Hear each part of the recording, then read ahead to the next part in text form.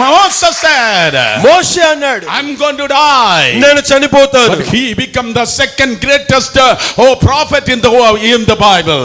కానీ మోషే బైబిల్లోనే రెండవ గొప్ప ప్రవక్తగా మారిపోయాడు. And Jonah said, I'm going to die. యోనా అన్నాడు, నేను కూడా చచ్చిపోతాను అన్నాడు. Peter baptized only 3,000 people. పేతురేమో 3,000 మందికి మాత్రమే బాప్తిస్మం ఇచ్చాడు. But Jonah has seen 120,000 people turning into the face of God. కానీ యోనా మాత్రము తన పరిచర్య ద్వారా 120,000 మంది మారు మనస్సు పొంది దేవుని వైపు తిరగడము చూశాడు. He has seen the greatest, Jonah has seen the greatest revival. అతి గొప్ప ఉజ్జీవాన్ని కనులారా వీక్షించింది ఎవరంటే యోనానే.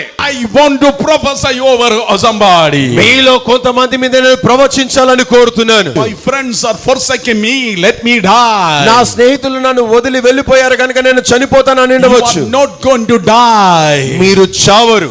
Because it is out of stock. ఎందుకంటే మరణము అవుట్ ఆఫ్ స్టాక్ అయి ఉన్నది. Everything is available for you. మీకు అందించబడినటువంటి మీ పరలోకపు మెనులో అన్ని అయిపోయిన తర్వాత చిట్ట చివర ప్రభువైన యేసు క్రీస్తు చాలా సౌందర్యవంతమైనటువంటి చేతి వ్రాతతో ఏమని రాశాడో తెలుసా? మరణము తప్ప మీకు కావలసినవన్నీ మీకు అందుబాటులో ఉన్నాయని చెప్పాడు.